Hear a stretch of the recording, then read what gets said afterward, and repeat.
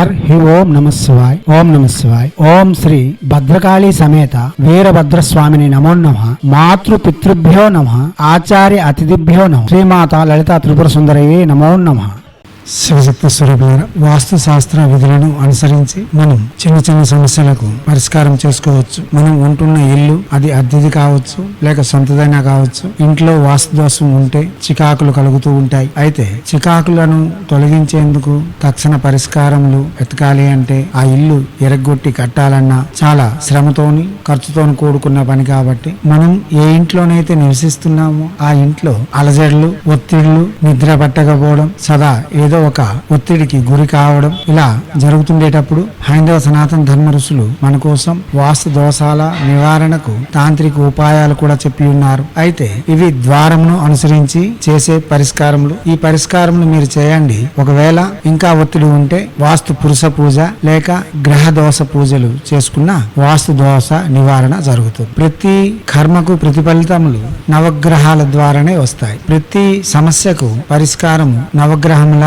వలననే జరుగుతూ ఉంటుంది. కాబట్టి ఆ గ్రహమును పరిశీలించి దోష నివారణ చేసిన మనకు వాస్తు దోష పరిష్కారములు లభిస్తాయి. అయితే తూర్పు సింహద్వారం కలవారు ఇంట్లో వాస్తు దోషములు కలిగి నివసించేవారు పొందే సమస్యల నుండి విముక్తి పొందడానికి ఇంటి యజమాని, అంటే అది అద్దెకున్న యజమాని కావచ్చు, సొంత ఇంటి యజమాని కావచ్చు, గుప్పెడు గోధుమలు, కొద్దిగా కర్పూరము, తెల్లని వస్త్రంలో మూటకట్టి ఆదివారం రోజున ఉదయాన్నే సింహద్వారం పైన వేలాడదీస్తే, అనగా మూట కట్టి బయట నుండి కనిపించే విధంగా వేలాడదీస్తే తూర్పు సింహద్వారం ఉన్న ఇంటి యొక్క వాస్తు దోషములు శాంతించబడతాయి. అదే పడమట సింహద్వారము కలవారు ఇంట్లో వాస్తు సమస్యలతో బాధపడుతున్నప్పుడు గుప్పెడు బియ్యము, అంతే సమానంగా పత్తి విత్తనాలు, అనగా పత్తి గింజలు, ఒక 11 కర్పూరం బిళ్ళలు నీలి వస్త్రంలో మూటగట్టి సింహద్వారముపై శనివారం ఉదయాన శుచి శుభ్రతలు పాటిస్తూ కులదేవతారాధన, ఇష్టదేవతారాధన పూర్తి చేసుకుని ధూపము దీపము ఇచ్చి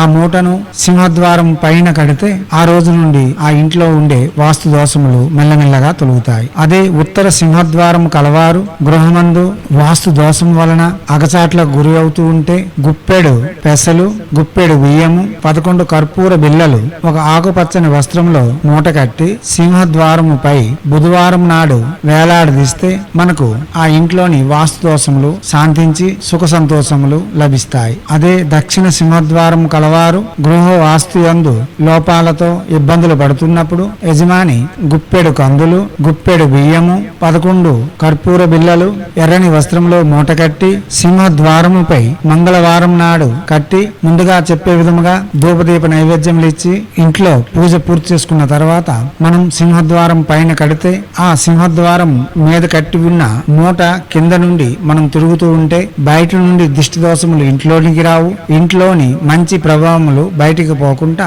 తక్షణ నివారణ, ఉపశమనం లభించగలదు. దివాత్మ స్వరూపులారా, పెద్ద పెద్ద విషయాలకు చిన్న చిన్న పరిష్కారములు చేసి మన జీవితములను మనమే సరి చేసుకోవచ్చు. చేయండి, చేసి తగు ఫలితములను పొంది ఆనంద వైభవముగా జీవితం కొనసాగించాలని హైందవ సనాతన ధర్మ ఋషులు మనకు సూచించిన విషయాలను గమనిస్తూ వాటి యొక్క ప్రభావంతో మనం సుఖములు, సంతోషములు పొంది మన సమస్యలను మనమే పరిష్కరించుకోవాలని కోరుతూ ఎప్పుడు మీ సేవలో రత్నశ్రీ హిందూ సేవా సమాజ్ ఆచార్య భీమసింగ్ రాజ్ కుమార్ ఆర్ ఆఫ్ నిఖిలానంద సాగర్ మహారాజ్.